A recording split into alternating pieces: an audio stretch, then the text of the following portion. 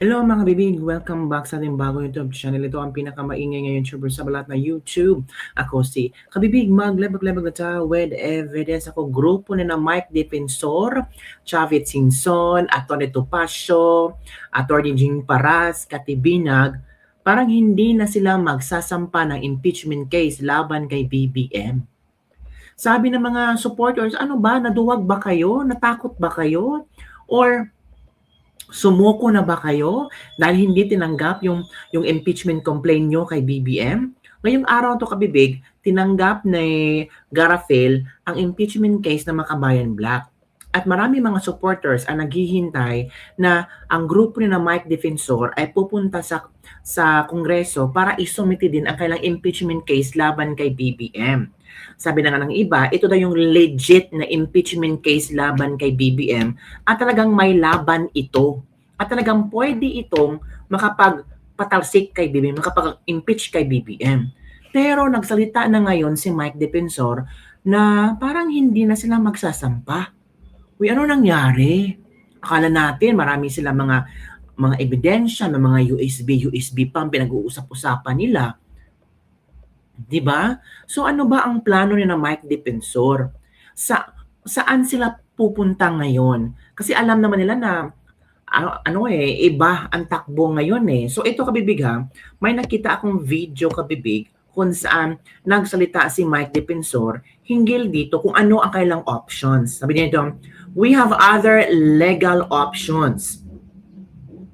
Sinabi ni dating Congressman Mike Defensor na maaari silang gumamit ng iba pang legal na opsyon gaya ng pagdulong sa Korte Suprema. Naku po. Ibig sabihin, wala tayong tatawagin na third impeachment. Hindi, basta ang position ko, we will use other options, legal options. We have other legal options. Like what, Well, if we go to the Supreme Court, that's one legal option. Pero para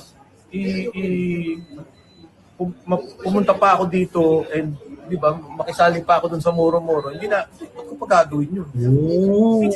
Hindi na nga makalakad si Ferdito Pacho at si Gob Chavit, tapos mapabalik ito. Ibig sabihin, wala tayong... So, ito ay, naku mga kami, ito ha. Ito. Mentioned that Saltigo is willing to testify. Ito pa. Yes. Sa impeachment na Yes. tinel niyo. Really, ah? So nakausap mo siya mismo? Ang kasi naman yung kay No, Saldico. answer first. Yeah. Did you personally speak to Saldico? Yes. Kasi ang sabi ko naman kay Kong Saldi, well, even before, sabi niya, di ba, I haven't spoken to him, sabi niya, willing akong magsalita sa Blue Ribbon Committee hearing. So willing akong umupo dyan. But he was not allowed. So sinabi ko, sige, under an impeachment process, kung papayagan ka under suspended rules without coming home, pwede ka ba? Sabi niya, pwede. Kasi we've done that. We've done yung suspended Zoom during deliberations, Right. witnesses. In fact, even now, meron daw recent na from Thailand or China, they were allowed to testify under Zoom. So if you will be allowed, sabi niya, yes, I will do it. Sabi ko without talking about any other concern, but yung sinabi mo na. Alam mo saan ako nagtataka, Mike? Kaya mong hanapin si Saldico. Sila, parang hirap na hirap siya hanapin. Ayaw lang hanapin, ayaw lang pahanap. Hindi ko alam. Hindi ko alam.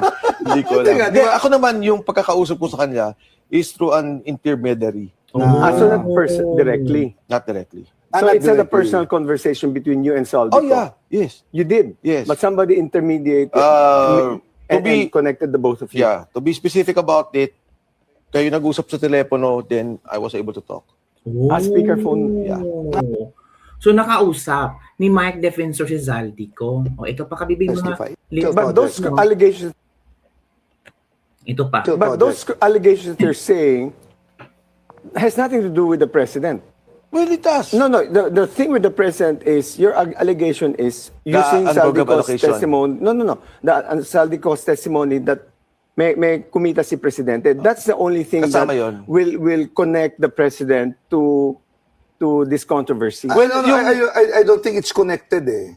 Ano ang sinasabi mo, yung 2 billion is parang ito na yung ayuda para pumirma ng impeachment? Hindi, sabi Did I get you correctly? Hindi, yung binabanggit ko kasi na about the parametric formula, ito naman yung nasa Makabayan Black impeachment. Okay. Sabi nila, sobrang mali nito. So I had to check on that. Ano ba yung ginagawa? And tama naman sila, if you look at the Leviste files, yung Cabral files, ganun eh, hinati-hati yung mga pondo. So I'm saying, ang sama na nangyari sa ating bansa. Sama Now, talaga. in the case of the President sa amin naman, yung unprogrammed allocation. So lahat ng nangyayari sa budget, Unprogrammed. which is the President signs it, although magugulat ka, di ba? Unprogrammed allocation, pag may sobrang pondo. Mm. Pagka sumobrang revenues mo, then pondoan mo. Nasa akin ng dokumento, SARO, February of the year, Of this year? of last year. Of last year, oh. No. Unprogrammed allocation. Sabi ko, ha? Di ba dapat usually yan? Or hindi usually, talaga nangyari end of the year. Okay, your allegation should directly connect the president to the basis of removing him. But all these are on the basis of pumirma siya ng budget. No. Okay. May pumirma siyang budget pagkatapos nagkaroon dito ng actual na meron kaming evidence, yung unprogrammed allocation, puro to flood control, majority siguro 60%. No, but the whole, February of last year. but the whole point is, ang point ko lang, it's not about putting the flood control in the unprogram. It's really imputing directly, which I believe, if Saldico has a testimony, that he said, I delivered money to diretso kay Presidente That Marcos. is the graft and corruption case. Correct. Na nagkaroon siya Right. ng pagbibigay ng pera that he Correct. mentioned. But what I'm saying also, above the Saldico case, na dito pa lang sa unprogrammed funds, may culpable violation of the Constitution because in February, when there was no established funds, pinirmahan mo na yung release ng pondo Saro. for flood control. But that's Correct. pangandaman. Pangandaman ng pumipirma ng SARO eh. Kasi unprogrammed to. So, the government will say, finance will say, boss, may extra funds tayo. Oh, Tama. pero DBM. the one who will certify that on excess revenues naman over targets would be Secretary of Finance. That's correct. So again, the question is, I'm not being, I'm Yes. just, because it's a direct accusation against the Yes. president, it cannot, may mga layers pa before the president. No, but the actual... Eventually, you're going to prove command responsibility because Correct. otherwise, well, the president did not, yung SARO was signed by Pangandaman, the budget secretary. The certification that there's excess revenue will be signed by the Secretary of yan Finance. ang... But those allegations, So yun kabibig, yun ang nangyari ngayon kabibig. O eto, para mabigyan pa tayo ng more information regarding on this, nandito si Harold, Attorney Harold Nispesio, para mabigyan tayo ng more information on this matter. Ito Attorney Harold, go. At saka yung abogado na nag-file po ay parang connected kay First Lady Lisa Marcos. So nakakatawa talaga, parang drama ito.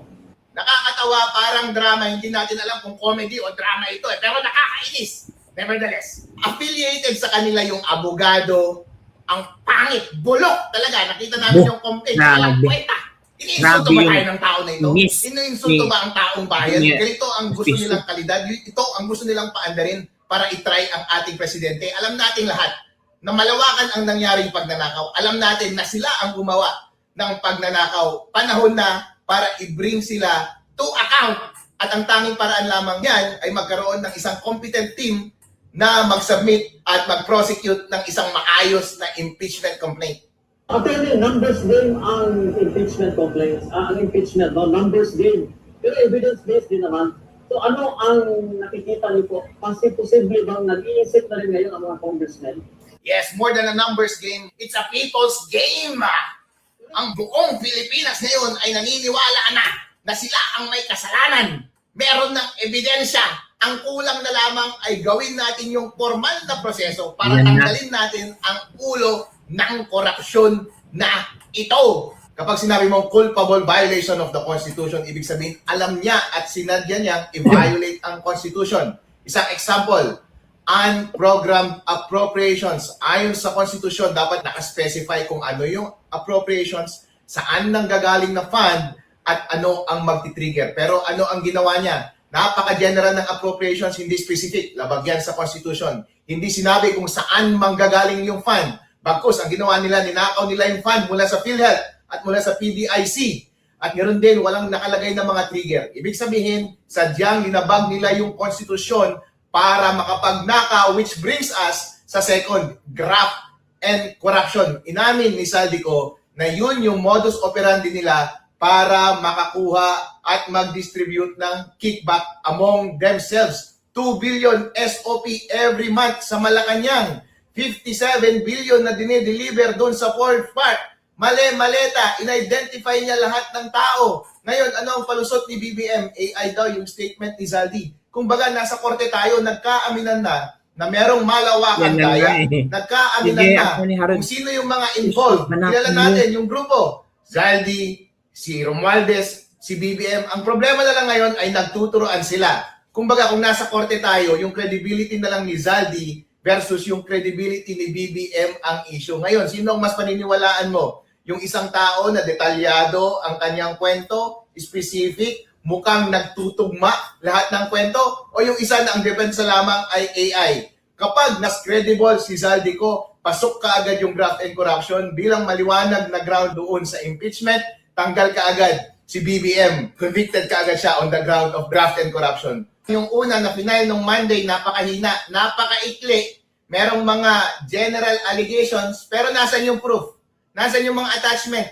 Alam natin, ang bawat abogado, kahit napakaganda ng allegation mo, pero ang pangit naman ng substantiation mo, matatalo ka. Kung gusto mong matalo, ganun ang gagawin mo. And yun talaga ang plano nila. Ngayon, dumating yung mga substantive na mga impeachment complaint. Katulad ng impeachment complaint namin.